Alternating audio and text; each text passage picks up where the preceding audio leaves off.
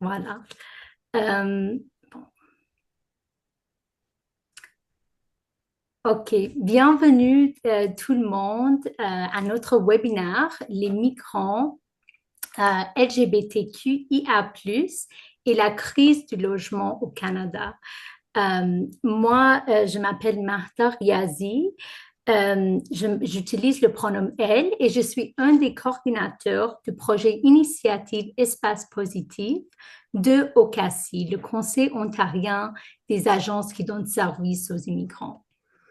Alors, peut-être entre vous, il y en a qui ont déjà entendu parler de OCASI et peut-être même de Initiative Espace Positif aussi.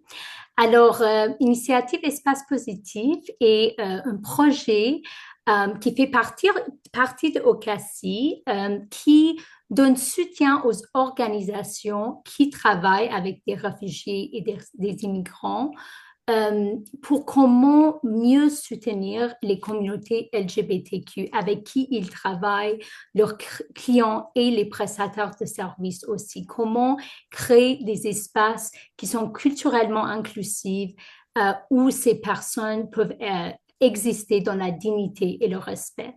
Alors, on offre des formations virtuelles ou en personne et des cours gratuitement aux organisations pour parler de ces pratiques, pour partager ses connaissances.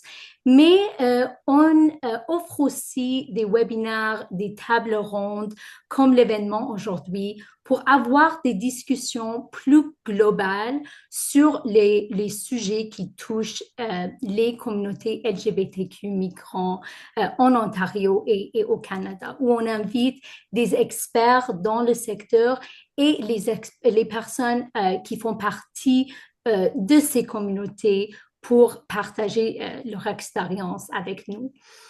On fait ça parce que on a au cœur de ce projet vraiment c'est la connaissance que les migrants LGBTQ sont des personnes qui se situent à l'intersection de deux groupes de personnes qui sont particulièrement vulnérables et particulièrement ciblées dans notre société, particulièrement aujourd'hui où on voit la façon comment les nouveaux arrivants et les communautés LGBTQ sont utilisés comme bouc émissaire, comme outil politique pour blâmer et pour détourner l'attention des mesures d'austérité et des crises de privatisation qui augmentent les inégalités et les justices sociaux autour de nous et dans lesquelles on travaille.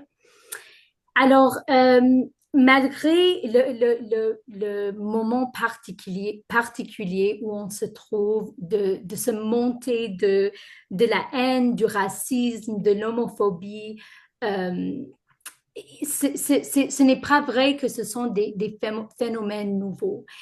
Et nous, dans notre projet, dans l'initiative Espace Positif aussi, quand on fait une reconnaissance des territoires, on est toujours conscient dans toutes nos activités, les formations, les cours, les webinaires, bien sûr aussi, en tant que projet qui travaille avec les personnes qui ont été déplacées en force de raison de persécution sexuelle et fondée sur le genre, on doit reconnaître le lien historique entre la colonisation et la criminalisation de la diversité sexuelle et de genre.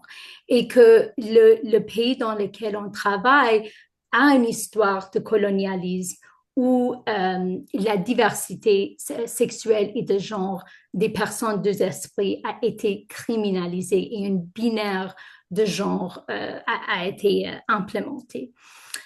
Au Cassis, alors on doit reconnaître ça avant tout dans nos reconnaissances des territoires.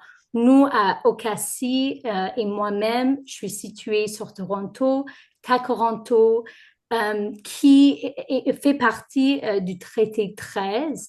Euh, on considère à Ocassi toujours que nous vivons tout avec les traités de ces terres y compris ceux d'entre nous qui sont migrants de cette génération ou des générations passées. Et une partie de ces accords sont l'alliance un plat à une cuillère qui nous demande de considérer notre responsabilité collective envers le passé, le présent et l'avenir et de prendre au sérieux les enseignements des peuples autochtones de cette terre.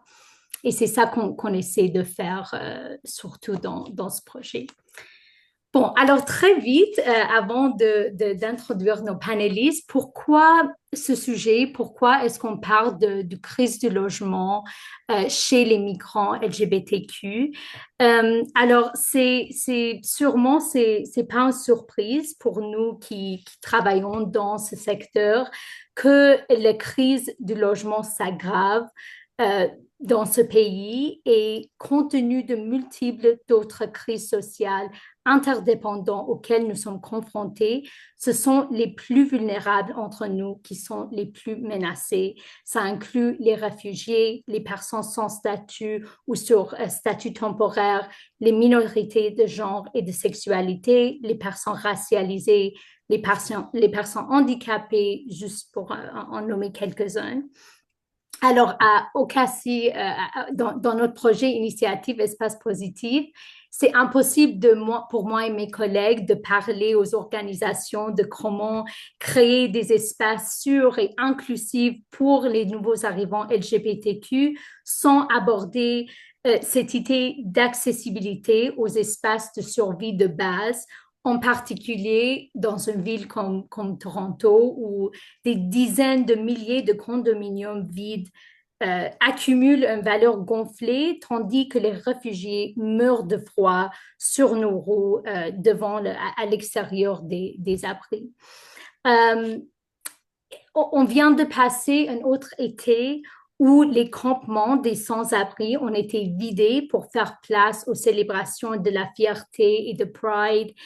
Ce n'est pas difficile de voir les liens et les contradictions autour des communautés LGBTQ, les migrants et les crises du logement au Canada, spécialement dans un moment où on voit tellement de déplacements global partout au monde aussi. Alors, j'ai beaucoup parlé, mais c'est en fait de ces intersections qu'on va mener notre discussion aujourd'hui et qu'on aimerait parler. On a trois incroyables panélistes qui viennent avec beaucoup de différentes expériences et expertises. Je vais les introduire dans un instant, mais très, très vite, juste des petites consignes sur le... Alors, juste pour vous parler du plan de l'événement un peu, moi, je vais poser trois questions aux panélistes. Chaque question, pendant 10 à 15 minutes, on va discuter. Il y a trois questions clés. Et à la fin, je vais ouvrir à vous pour poser vos questions si vous en avez des commentaires. Vous pouvez communiquer ça de manière anonyme ou avec vos noms, utilisant la fonction de questions et réponses ou même dans le chat. Pardon. Le webinaire sera enregistré. Alors, je pense que j'ai déjà dit ça. Je suis toujours déjà en train de l'enregistrer, sauf la période de questions et réponses. Et on aura une formulaire à la fin du webinaire. Je vais partager ça avec vous. S'il vous plaît, remplissez le formulaire. Ça nous aide beaucoup à améliorer notre programmation dans le futur aussi. Bon, alors très, très vite, je vais introduire nos incroyables panélistes. Pardon, voilà. OK. RJ, désolée les amis, j'essaie juste de fermer les captions parce que... Ah, voilà. Bon. Alors, RJ est une photographe et vidéojournaliste radicale originaire du territoire algonquin Anishinaabe non cédé, aussi connu comme Ottawa, d'une famille métisse alabamienne et jamaïcaine. Vivant dans la pauvreté et luttant en tant que personne racisée et queer, RJ a aidé à créer une communauté de gauche militante au cœur d'Ottawa, à l'intersection de l'art et de l'académie. Yale est cofondateur du chapitre de Black Lives Matter d'Ottawa et membre d'Oberg Université Ottawa. Comme participant de Next Stop Ottawa, Yale a plusieurs liens avec l'Université d'Ottawa et l'Université Carleton sans avoir terminé son secondaire. Ami des académiques, RJ est régulièrement invité à participer à des opportunités de solidarité et de travail sur le campus. Pardon, les amis, je dois juste, je vais arrêter de partager parce que je dois juste, oui, fermer les captions parce que ça couvre mon écran. Voilà, désolé les amis. RJ documente sa vie et la vie de ses voisins d'Ottawa-Gatineau sur Twitter et vit maintenant en collectif queer et trans dans le plateau de Montréal. OK, alors on a RJ là avec nous. Céleste Trianion, qui est une militante transféminine et transféministe œuvrant un peu partout au Canada. Elle a fondé et gère actuellement la clinique juridique JuriTrans, une clinique juridique offrant des services sans coût à la population trans au Québec et parfois ailleurs au Canada également. Elle est également une créatrice des contenus gardant les communautés queer et trans à travers le pays tenues au courant des développements politiques leur affectant. Une femme qui se retrouve souvent devant les médias ou à des manifestations, elle rêve d'un monde dans lequel la justice n'est pas un simple rêve ou concept théorique, mais plutôt quelque chose qui peut être ressenti par tout le monde. Merci Céleste.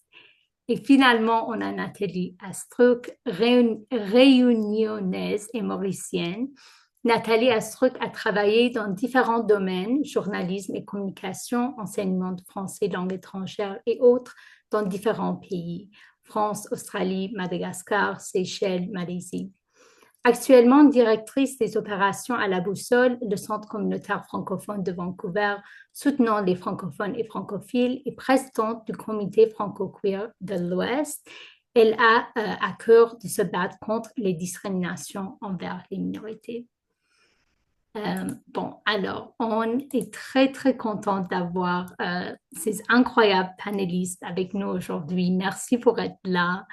Je vais commencer avec une question directement sur les expériences directes des communautés LGBTQ migrants.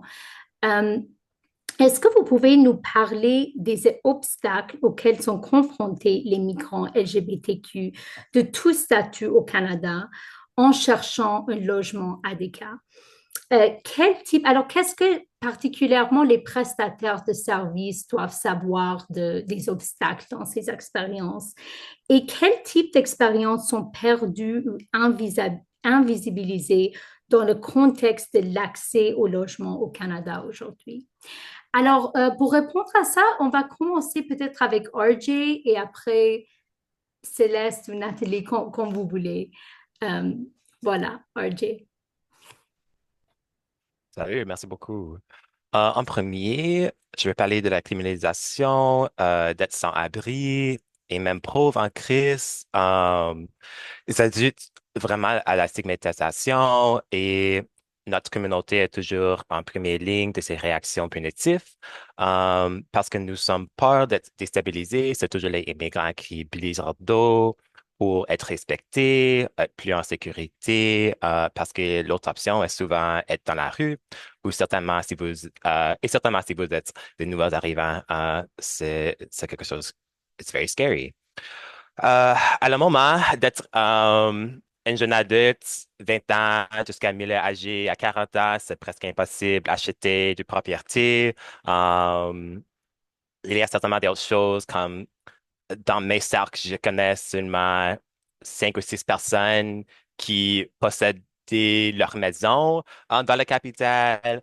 Et c'est des amis et des camarades qui travaillent comme pour le gouvernement ou qui ont un emploi comme vraiment extraordinaire qui le laisse comme avoir ce privilège. Et souvent, ce privilège ici, c'est quand même juste les straight et les hétéros jeunes. Um, qui se trouve dans cette situation vraiment privilégiée à ce moment, dans cette crise de logement. À ce moment, je vis dans le collectif Queer Trans. Il y a 8 de nous ici et je sais si, bien si c'est un quartier bien gentrifié et touristique et il y a presque aucun respect pour les Mohawks qui existaient ici en premier.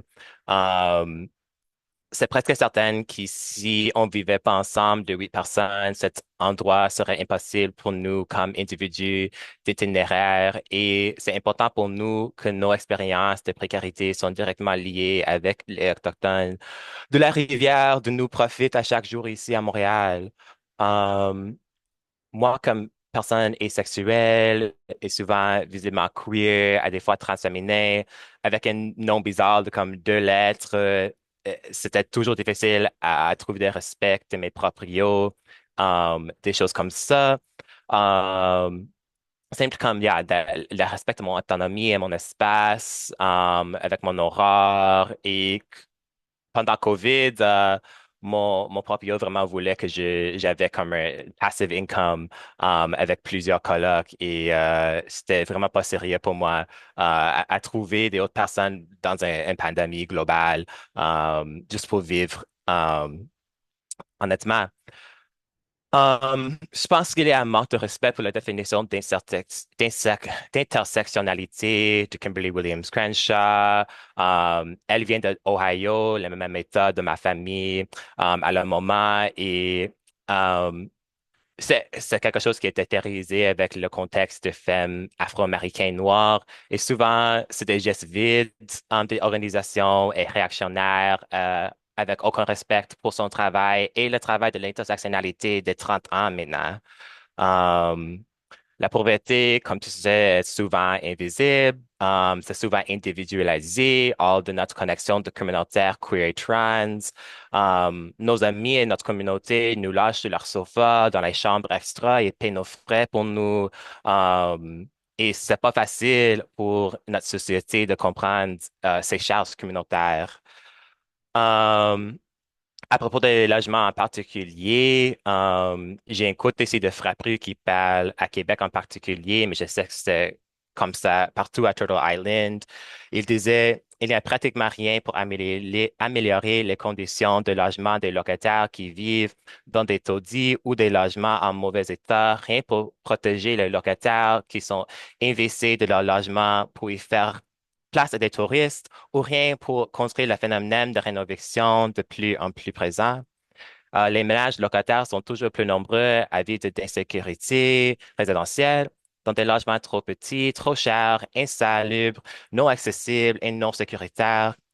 À l'exception des très nantis, aucun ménage n'a l'abri.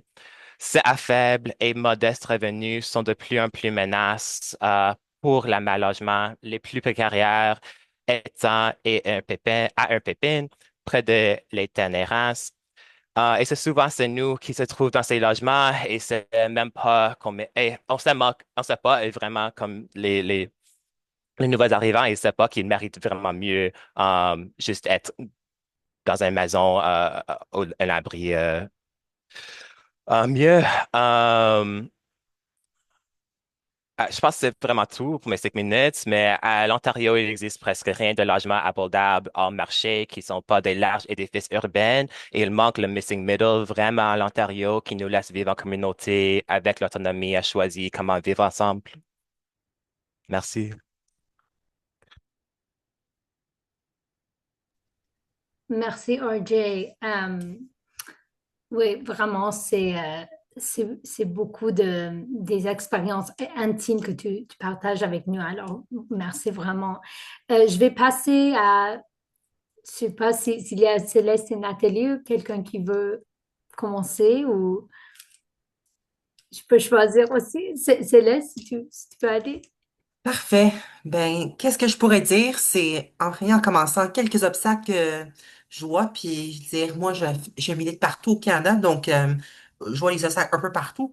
Trop souvent l'enjeu, c'est systémique. Et pour commencer, la pauvreté. La pauvreté joue vraiment un rôle énorme dans ça. En ce que trop souvent, il est quasiment impossible pour les personnes trans, je parle surtout des personnes trans dans mon cas, mais aussi le reste en arc-en-ciel, à se trouver des emplois et surtout des emplois stables et qui stables à long terme et qui payent au-dessus d'un salaire vivable. Ça, c'est bien trop rare. Avec ça vient aussi tous les autres risques qui sont associés avec. Donc, par exemple, de constamment devoir changer de job, constamment devoir comme trouver des manières à juste survivre sur les scraps. Effectivement, j'en vois trop fréquemment des personnes qui se retrouvent à juste être pas capable de rester en vie d'une manière à cause de la discrimination systémique comme ça. Et ça, c'est particulièrement amplifié pour les personnes, entre autres, comme des personnes nouvellement arrivées au Canada, des personnes qui ne connaissent pas nécessairement l'anglais ni le français, qui ne sont pas nécessairement capables d'apprendre une nouvelle langue en l'espace de juste quelques mois et qui également sont comme soit dans les situations très précaires, sont nouvellement immigrés, sont genre tout nouvellement arrivés dans un nouveau contexte, puis genre qui connaissent même pas leurs droits. Et ça, c'est important ici, il faut le nommer. Parce que les discriminations anti-queer, les discriminations anti-trans, les discriminations anti-migrants, anti-classe, etc., fonctionnent toutes dans une optique dans laquelle les personnes ne connaissent pas nécessairement leurs droits. Ça fonctionne sur un principe où est-ce que, par exemple, on aura peut-être certains locataires qui ne savent pas si leur unité, par exemple, en Ontario, est comme, si le loyer est contrôlé, si c'est rent controlled ou non. Et ça peut faire en sorte que, par exemple, t'as des locataires qui acceptent des augmentations beaucoup plus hautes que qu'est-ce qui serait autrement acceptable. La même chose s'appliquerait, par exemple, au Québec, où est-ce que t'as des augmentations parfois farfelues, mais si ce n'est pas contesté, tu sais, ça a juste passé, puis il y a plus de marche arrière après ça. Également, il y a les estimations trop souvent directes, pures et simples. Et ça, je veux dire, c'est les refus. C'est le cas classique de on a trouvé un meilleur locataire, on a trouvé une meilleure personne pour occuper un logement comme ça. Comme trop souvent, c'est des excuses du genre, mais c'est également des excuses systémiques trop souvent ancrées soit dans les divers queerphobies, transphobies, surtout envers, comme dans mon cas, je peux le mentionner, les personnes trans qui apparaissent visiblement trans, qui ont peut-être, par exemple, un prénom qui paraît trans, combiné avec le fait que, combiné avec le fait, par exemple, d'avoir un nom de famille qui n'est pas, en guillemets, anglophone ou, en guillemets, francophone, ou juste des facteurs comme ça. Et je veux dire, ultimement, les conséquences, on le voit non seulement sous la forme de personnes qui se retrouvent à vivre dans la rue ou vivre dans des situations instables, mais également des personnes qui vivent dans des situations un peu plus stables, qui se retrouvent plutôt en colocation ou dans des situations comme ça, même si ça n'aurait pas été qu'est-ce que ils désiraient en premier. Et ça, je veux dire, il faut que l'on mette l'œil sur ces formes de logements précaires, comme moins précaires, mais quand même précaires, qui sont quand même très, très fréquents ici. C'est le fait que trop souvent, je vois les personnes queer, trans, en particulier les personnes migrantes, comme se trouver des logements un peu comme dans un espace liminal, un peu entre être logé de manière sécuritaire et non sécuritaire. Et ça, je veux dire, c'est un besoin. Merci, merci Céleste, aussi pour briser un peu cette binarité entre les situations de logement qui ont les gens. Des fois, on a, comme on dit en anglais, the bar is so low, qu'on dit, OK, vous avez un logement, on ne parle pas des conditions des logements qu'on offre, qui sont tout affectés par ces questions systémiques que tu as mentionnées, la classe, la race. Euh, Bon, je vais passer à Nathalie. Je devrais dire, pardon, parce que j'ai introduit nos panélistes, mais si vous voulez dire un petit mot je devrais le dire plus tôt, mais si jamais vous voulez vous introduire aussi, vous êtes bienvenue. Voilà, Nathalie. Oui, merci. Je vais juste rappeler que je me trouve sur les territoires actuellement des peuples Sangui et Esquimalt à Victoria. J'ai travaillé précédemment à Vancouver, donc sur les territoires non cédés des peuples Musqueam, Squamish et Tsleil-Waututh. Avant d'oublier, avant de parler vraiment du contexte dans lequel je me trouve, je rebondis sur ce que tu dis, Céleste, tout à fait concernant le manque de contrôle. Ça, c'est vraiment un gros, gros problème, mais aussi les conditions dans lesquelles les personnes de la communauté peuvent se trouver. Je suis sur un groupe Facebook, en fait, pour les personnes queer, et je vois passer tellement, tellement d'annonces pour des colocations, et je pense qu'en effet, on se retrouve dans une précarité qui est... on parle, nous, enfin, à la boussole d'itinérance cachée, et ben, clairement, quand on parle des différents cas, donc que ce soit de la violence domestique, mais être en colocation dans un logement qui est prévu pour, par exemple, je dis 3 personnes et on se retrouve à 5, voire plus, ça fait partie des défis et ça peut mener à une itinérance aussi. Je reviens un petit peu sur le contexte. Donc, moi, j'étais directrice des opérations et j'ai travaillé longtemps à la Boussole, le centre communautaire francophone, soutenant les personnes dans des situations vulnérables. Et à Vancouver, alors sans surprise, hein, comme le reste du pays, je suis désolée, il y a un petit peu de bruit à côté, mais sans surprise, bah, on a une crise du logement aussi. On a un quartier, le fameux Downtown Eastside, qui est un quartier qui a subi 3 crises enfin, euh, pas successives, mais simultanées, vraiment d'une crise des opioïdes, d'une crise du logement et une crise de santé mentale. Et on se trouve aussi dans un contexte linguistique minoritaire, donc les services en français sont vraiment moindres. Donc on se retrouve avec bah, une population de nouveaux arrivants qui se retrouvent vraiment, vraiment en grande difficulté. L'accès aux services est difficile. On n'a pas de service 24 heures sur 24, donc les personnes peuvent se retrouver aussi démunies. euh, En attente de réponses.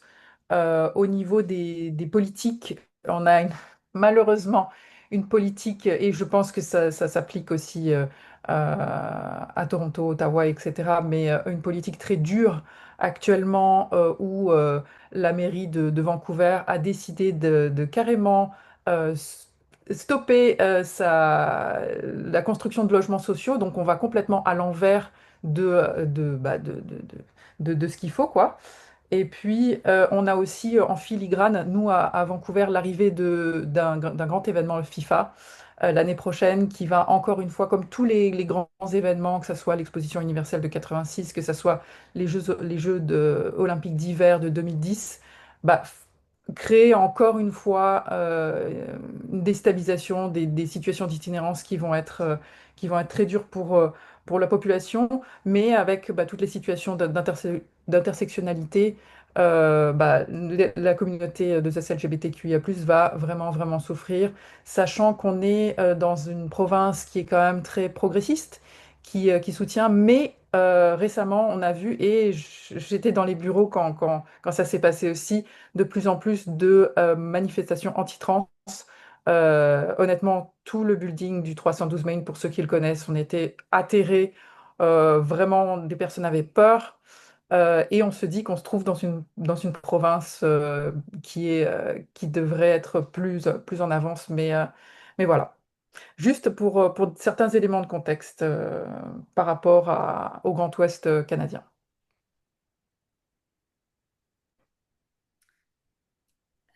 Super, merci beaucoup Nathalie, à tous nos panélistes. J'apprécie vraiment les différentes perspectives que vous amenez tous. C'est vraiment spécial.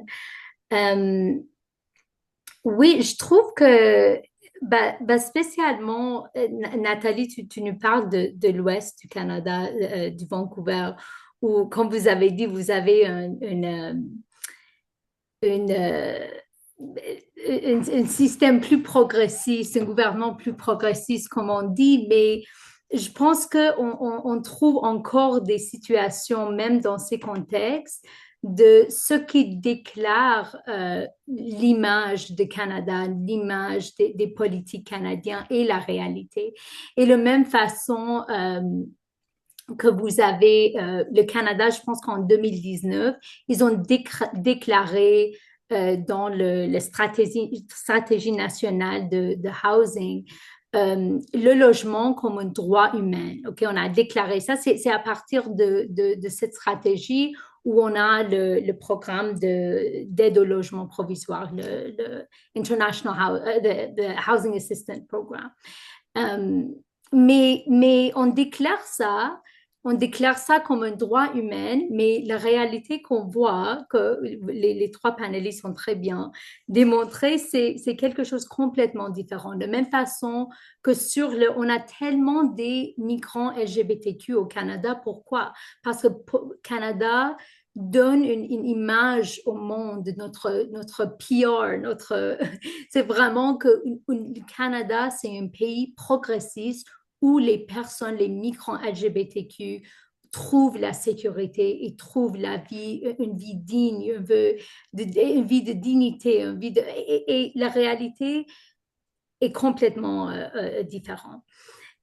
Bon, alors c'est pour ça que peut-être on peut passer à ma deuxième question. Nathalie, tu as commencé de parler de ça un peu. Tu as parlé du gouvernement qu'on trouve en Vancouver.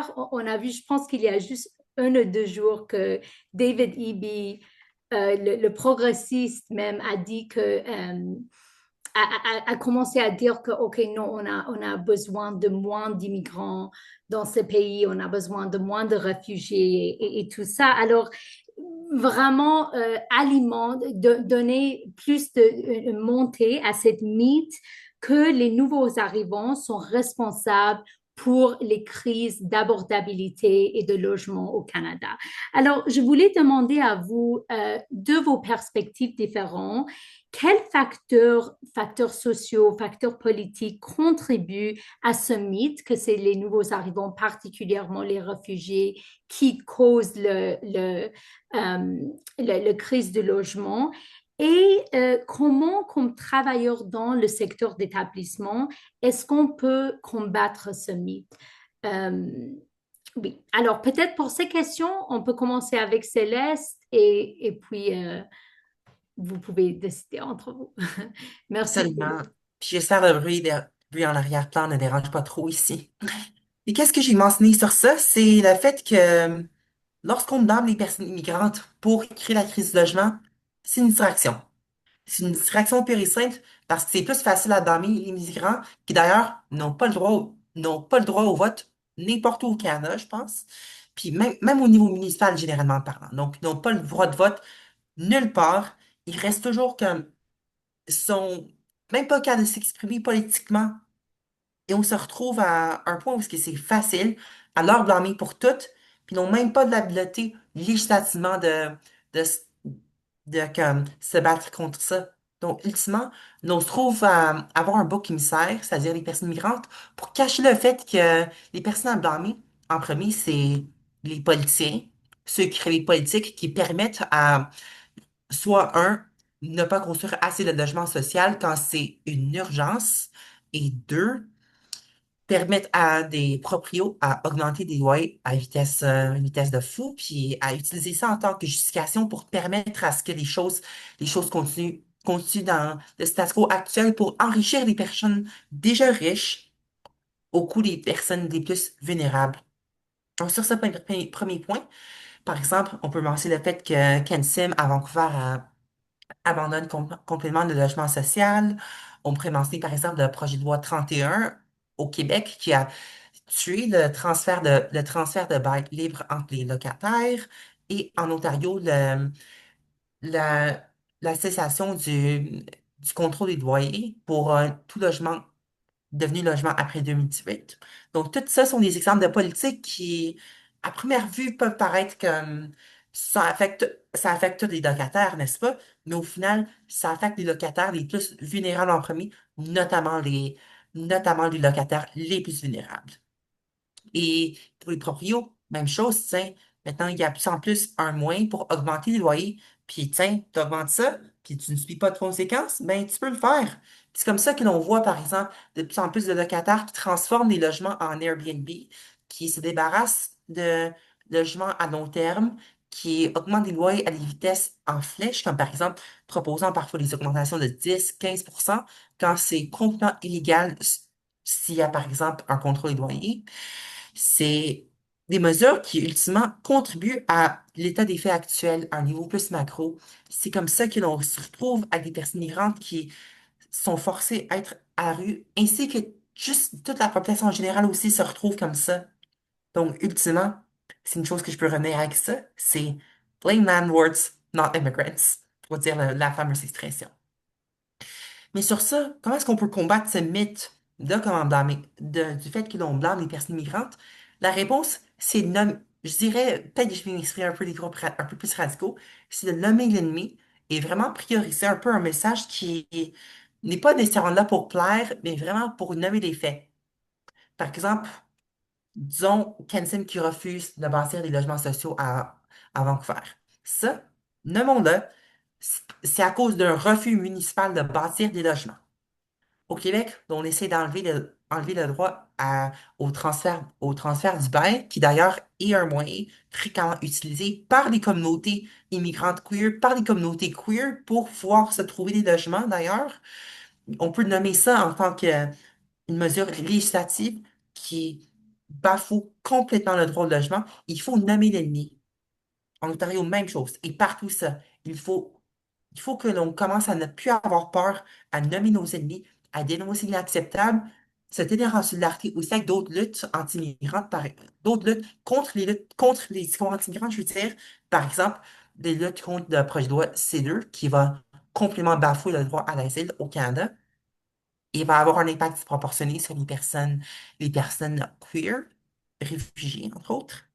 Et vraiment, juste à prioriser, nommer la réalité et dénoncer qu'est-ce qui se passe. Parce que, je veux dire, si on n'arrive pas à dénoncer nos ennemis vont pouvoir prendre de plus en plus d'espace, notamment dans la sphère médiatique. Et je trouve que dans le milieu des OBNL en général, on, on a souvent une réticence à nommer l'ennemi parce que de peur de perdre notre financement et tout. Mais je veux dire, en ce moment, tu vois, on vit déjà dans un contexte d'austérité. T'as Mark Carney qui coupe 80% à Wage, de, le ministère de Femmes, Égalité des genres. Donc, je veux dire, on perd cet argent anyways. Pourquoi pas, tandis qu'on a toujours l'argent, nommer nos ennemis et prendre action? Pourquoi pas? Oui, merci. Merci Céleste. C'est vraiment, je suis complètement d'accord. Il faut nommer les ennemis. Des fois, on parle de ces crises, crises d'abordabilité, crises de la xénophobie, le racisme, l'austérité, tout ça. On parle de ces crises sans parler de comme si ça juste ça arrive, c'est comme de la magie. Ça vient de quelque part, il y a des responsables derrière ça. On a, j'ai lu récemment à Toronto, dans Scarborough, une partie de la ville qui est très racialisée, beaucoup de migrants, beaucoup de personnes sans statut. Il y avait un complexe d'appartements qui a été acheté par Starlight Investment et dans un an, il y avait comme 10 000%, c'était l'augmentation des expulsions qui est passée dans cet appartement-là. Alors, ça passe dans tous nos villes. Nous qui sommes dans le secteur d'établissement, nous qui travaillons avec les populations les plus vulnérables, on voit ça et on doit, en tout cas, on doit nommer nos ennemis. C'est ça. Alors, merci Céleste. Je vais passer peut-être à Nathalie et après à RJ. Oui, moi, je reviens aussi un petit peu sur le contexte, c'est-à-dire qu'à la Boussole, on commençait à avoir un projet pilote d'IRCC, justement sur la gestion de cas, donc on travaillait avec les services d'établissement, donc j'ai pu discuter avec différents partenaires sur le terrain, et ce qu'on trouve, c'est qu'il y a quand même un gros décalage, et peut-être que ça peut être un des facteurs qui contribue au mythe vraiment de se dire bah, c'est la faute des nouveaux arrivants, mais c'est pour moi le décalage entre les cibles et l'application des politiques. C'est-à-dire que, par exemple, IRCC va décider, ou IRCC, peu importe, mais d'avoir une cible, de ne pas communiquer ça, en fait, de ne pas communiquer. Donc, on a, par exemple, nous, en Colombie-Britannique, vraiment des cibles anglophones qui tombent complètement, les cibles francophones qui vont beaucoup monter.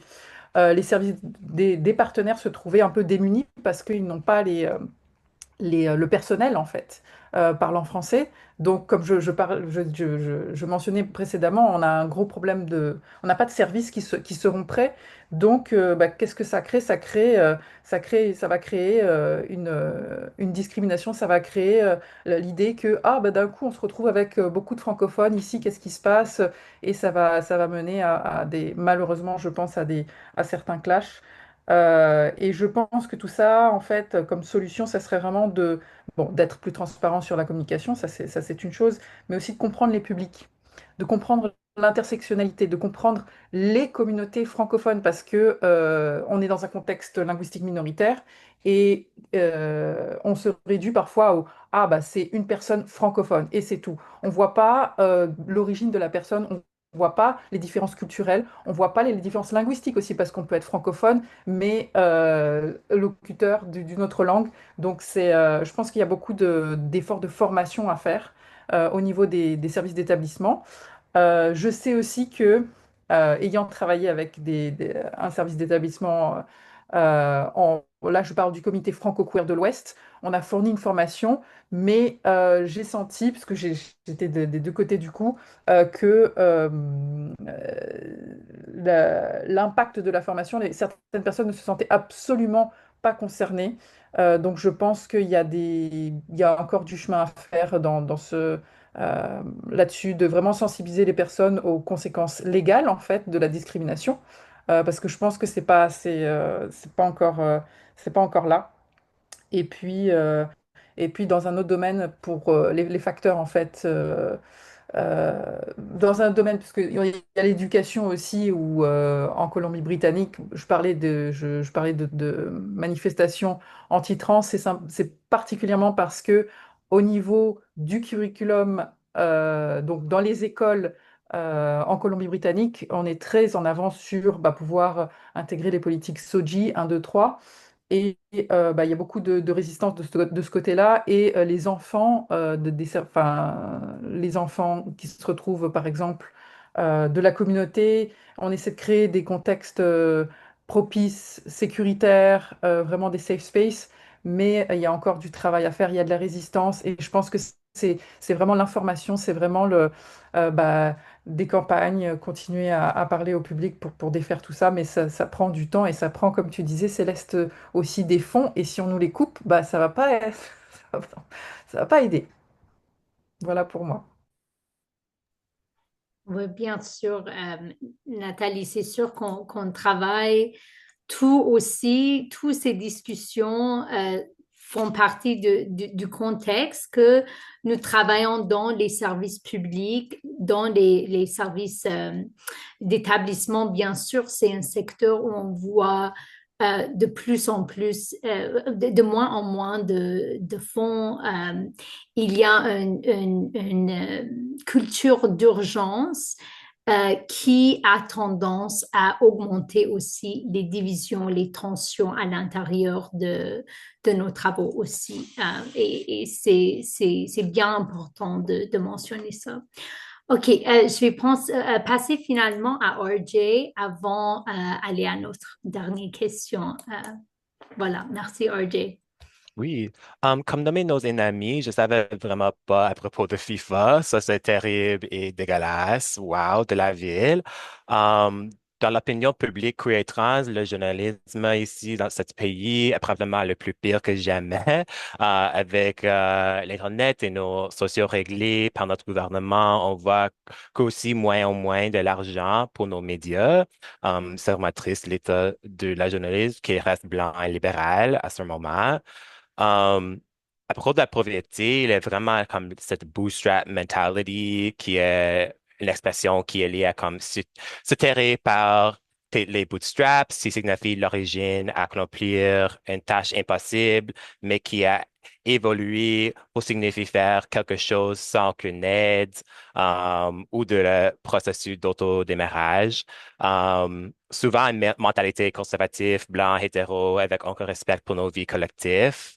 Um, le fait de mettre la blâme du crise de logement national qui n'ont pas créé, désolé, mettre la blâme d'une crise de logement national qu'ils n'ont pas créé sur les demandeurs d'asile. Se créer aucun logement et nous n'avons pas créé ce problème et l'idée que le Canada ne peut pas loger doublement le montant de personnes qu'on a à le moment est pas une honnête critique de ressources, mais une critique de xénophobie et de classisme des familles qui ont créé leur vie ici sous les dos et les terres des personnes exploitées qui ne le veulent pas l'admettre. Um, les causes sont plutôt enracinées dans des problématiques économiques et structurelles bien plus complexes. Et le fait qu'ils utilisent pas des chaînes comme officielles, comme les nouveaux arrivants, mais les proprios peuvent louer des logements illégaux, dégueulasses, et dangereux, presque sans répercussion à l'Ontario, souvent partout dans les villes, dans les centres-villes jusqu'à les banlieues et ailleurs. J'ai passé mon été à Peterborough, dans les banlieues au bord de la ville, et même là, presque chaque maison dans leur sous-sol avait un appart illégal sans une vraie relation avec leurs proprios et sans les commodités appropriées comme les portes qui barrent ou la remédiation de moisures noires.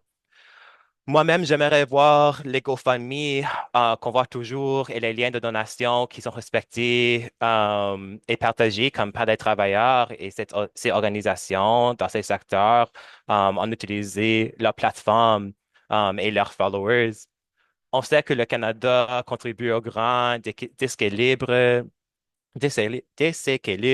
des milieux de vie du Sud global, notamment par son industrie de l'armement et les exploitations extractivistes menées par des compagnies canadiennes, contribuant par cela à l'amplification des déplacements. Il y a donc une responsabilité humanitaire envers les personnes demandeuses d'asile, notamment celles originaires des pays qui participent à appauvrir et déstabiliser. Ça, c'était de Frappru. Et juste pour finir, j'ai un quote ici de Céleste d'un discours à Vancouver pour le Community-Based Research Center qui était comme si tu ne décolonises pas, tu n'as plus de l'hégémonité. Et je pense que c'est vraiment vrai, c'est la vérité. Merci.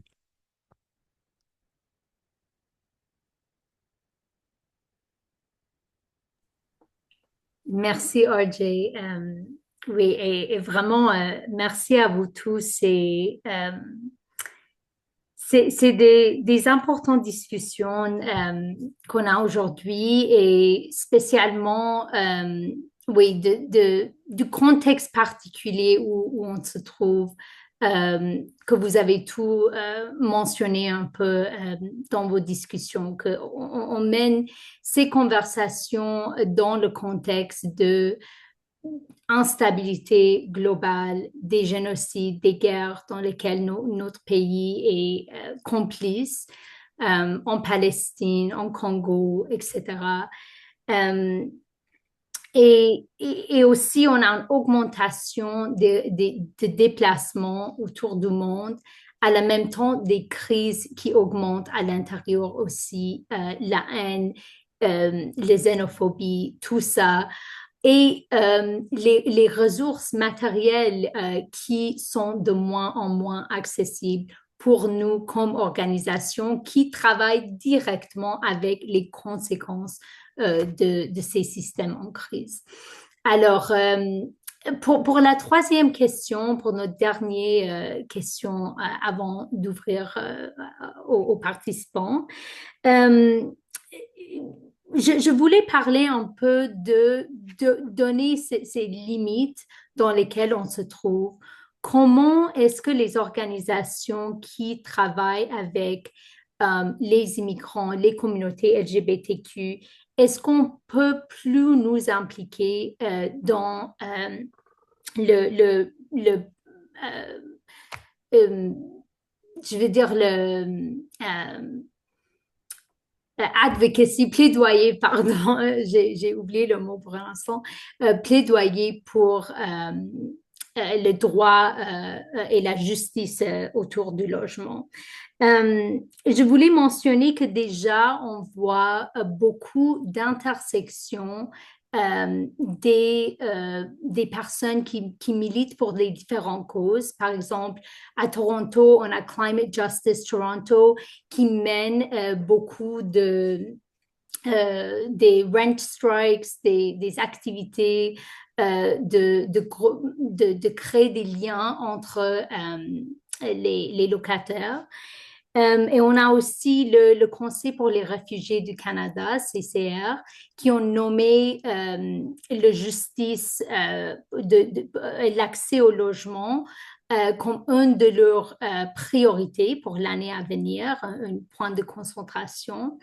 Alors, je voulais vous demander, est-ce que vous avez vécu ou est-ce que vous avez vu des initiatives de logement ciblant les nouveaux arrivants ou les communautés LGBTQ qui ont réussi et dont nous pouvons nous inspirer dans le secteur d'établissement aussi? Alors, pour cette question, je pense que je vais commencer avec,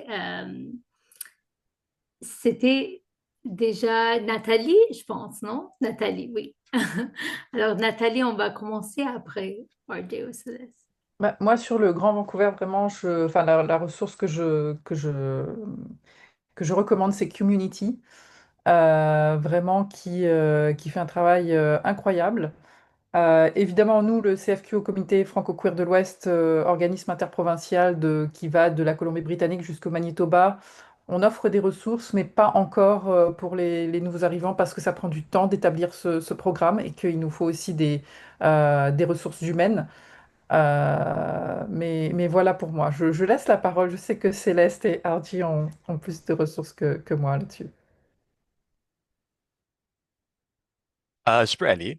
Je vais continuer avec un tweet en anglais, mais in times of crisis, the mutual aid community always gives me hope. There's a giant group of people coordinating masks, drop-offs, food, water, temporary housing, food care, and insulin for strangers just because it's the right thing to do, and no one is coming to save us except us. Pour moi, ici dans la capitale, Réfugiés 603, comme plusieurs organisations communautaires, aident à soutenir notre communauté, créer de nouveaux liens de voisinage, travail et de l'académie. Commençant en personne, il y a presque une décade passée maintenant qu'ils s'organisent. Ils ont aussi des ressources en ligne, bilingues pour la capitale. Il fait une décade maintenant que je vivais à Québec, 5 ans à Gatineau et 5 ans maintenant à Montréal. Et FRAPU, le Fonds d'action populaire en réménagement urbain à Gatineau, a réalisé une cinquantaine d'entretiens, de rencontres, de groupes et de consultations avec des intervenants et des décideurs de la région durant l'automne passé avant d'accoucher de ce rapport d'une quarantaine de pages qui sera soumis à une communauté des droits économiques vers les Nations Unies. Um, j'ai vu qu'il y avait une présentation à l'Université d'Ottawa le 16 septembre, ce qui s'appelle Réglementer les biens des pauvres, terroriser la propriété personnelle dans les Canadiennes. C'est en ligne et en personne, je peux partager le lien et il se parle de les lois de l'espace public et ils sont gérés à policier nos corps et comment ils sont gérer à policier nos corps et nos possessions, sûrement de l'info qui est qu'on a bien besoin dans notre communauté, pour nos voisins en précarité. Sur campus, en particulier à l'Université d'Ottawa, je regarde souvent les OPERG, les unions d'étudiants, les Pride Centers, les centres de santé, les centres mulettes, les centres étudiants ayant un handicap. Souvent, ils peuvent travailler ensemble pour créer une ambiance familiale qui peut aider à soutenir les difficultés à la maison ou vous connecter avec des ressources de logement, communauté et bien-être. Um, et surtout nos militants activistes progressifs dans les rues parce que Canada has a national affordability crisis, and it will not be solved by spending 52.3 billion next year on war. C'était tout pour moi. Magnifique réponse. Puis je pense Vraiment. que moi, j'ai allé vraiment dans un angle différent, puis plutôt parler vraiment d'initiatives qui déjà commencent à loger du monde. Genre, tiens, des blocs appartements, mais vraiment de sous-siècle. Puis je pense que on commence à vraiment vivre un peu dans cette renaissance, un peu de ces initiatives-ci, puis vraiment comme on voit beaucoup de commencements de nouveaux projets de logement qui permettent notamment aux personnes queer réfugiées à pouvoir avoir quelque part, soit au démarrer, comme en ce moment, c'est sur des places où ils peuvent comme rester temporairement, que vraiment juste pour un peu se stabiliser la vie, mais ça commence. Donc, j'ai donné un shout-out notamment à la Iwaka Housing Project à Edmonton, un projet qui est géré par l'organisation Rarica Now, qui est et d'ailleurs une organisation comme pour les pour les personnes réfugiés queer à Edmonton, guidée par des personnes queer et réfugiés noires en plus, donc vraiment comme une magnifique organisation. Puis eux viennent d'ouvrir plutôt cette année un service de logement transitionnel pour les personnes queer et réfugiées nouvellement établies à Edmonton, offrant un soutien en santé mentale, l'électricité, l'eau, etc. pour juste 550$ par mois, qui est quand même un logement extrêmement abordable et une bonne manière de se mettre à deux pieds avant d'aller plus loin. Donc, c'est quand même un projet significatif, puis je pense quand même que ça vaut la peine à nommer. En dehors du milieu des personnes réfugiées, on a aussi quelques projets de logement queer qui commencent à s'établir dans les deux autres que j'ai nommés aujourd'hui, mais je pense qu'on peut un peu s'inspirer de ça pour penser plus à long terme de qu'est-ce qui est possible. Donc, il y a un nouveau projet qui risque d'ouvrir plus tard cette année de la Edmonton True Spirit Society qui comporte 24 unités de logement urgents et transitionnels, donc court à moyen terme, pour des personnes True Spirit survivantes de violences genrées. Donc, quand même quelque chose qui est extraordinairement nécessaire, notamment pour les communautés True Spirit qui, quand même, l'on le sait, subissent disproportionnellement des violences genrées. Et ça, je veux dire, c'est un projet. Je pense que c'est le premier de son genre, mais je pense qu'il y a aussi d'autres projets similaires qui vont s'ouvrir dans d'autres villes, notamment au Canada anglo, dans dans les mois, années à venir.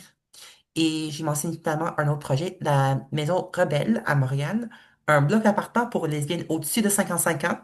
C'est pas de pantoute un projet pour les personnes migrantes, mais je pense quand même qu'on peut s'inspirer un peu de ce modèle-ci, avoir comme des blocs appartements un peu comme un endroit pour des communautés à pouvoir vivre plus à long terme. Donc, c'est ça le projet plus à long terme de logement, comme je connais qui est plus un projet nommé comme ça, mais je me dis que c'est un modèle qui pourrait également être explorable pour le milieu du logement, pour les personnes, pour les nouveaux arrivants, réfugiés, etc., surtout pour s'assurer qu'on a des safe spaces à long terme dans lesquels ces communautés peuvent vivre. Donc, bref, il y a des possibilités. C'est sûr que la créativité, ça ne manque pas. La question ultime, souvent, et comme toujours, c'est le financement, c'est l'argent. Trouver des subventions pour pouvoir se payer des projets comme ça. Mais je vais te dire, si on avait du cash comme ça, les possibilités sont infinies, puis il faut juste confier ça dans les mains qui savent exactement quoi faire pour bâtir l'avenir.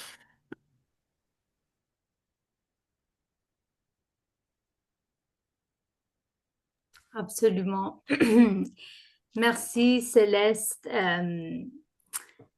Oui, ben, vraiment, je pense que peut-être je vais demander à nos panélistes de partager avec moi les noms et les liens de ce que vous avez mentionné parce que c'est vraiment riche comme ressource. Vous avez nommé, ben, j'ai noté beaucoup Frappro, Edmonton Two Spirit Society, Walk, tout ça, mais peut-être vous pouvez m'envoyer des liens aussi, comme ça je peux partager avec les gens dans le secteur aussi. C'est important, même si ces projets ne se trouvent pas directement dans notre province, dans notre région même, ça sert à nous inspirer de ce qui est possible. On voit de moins en moins de possibilités comme ça, malheureusement. Mais ça nous pousse aussi dans un secteur qui souffre de l'austérité, des fonds qui sont coupés. On peut demander plus, on peut demander pourquoi est-ce que les départements de police, par exemple, voient des budgets de plus en plus larges chaque année, mais des services urgents comme le logement ne sont pas accessibles. normalement, c'est les personnes les plus vulnérables qui créent ces réalités et possibilités pour nous, comme les communautés LGBTQ, comme les migrants, les réfugiés, les personnes sans statut, parce que c'est ces groupes de personnes qui en ont besoin, qui sont les plus ignorés et invisibilisés dans la société. Alors, je voulais remercier vraiment beaucoup nos trois panélistes. Merci tellement pour vos réponses et la discussion d'aujourd'hui. Aussi à Bichli, les services qui a fait les services de sous-titrage pour nous aujourd'hui. Euh, on a à peu près 20-25 minutes qui nous restent. On ne doit pas utiliser tout le temps si vous n'avez pas besoin, mais le temps est là. Si vous avez des questions pour les panélistes, des commentaires, des autres points de discussion, je voulais vous inviter à partager. Soit dans le chat, soit vous pouvez utiliser la fonction question-réponse. Je pense aussi que j'ai vu quelqu'un avait la main. Oh, peut-être j'ai mal vu. OK. Mais voilà, je voulais juste, peut-être je vais donner quelques minutes pour ça, si vous avez des questions ou d'autres commentaires. Aussi pour les panélistes, si vous avez des derniers mots à partager. Oui.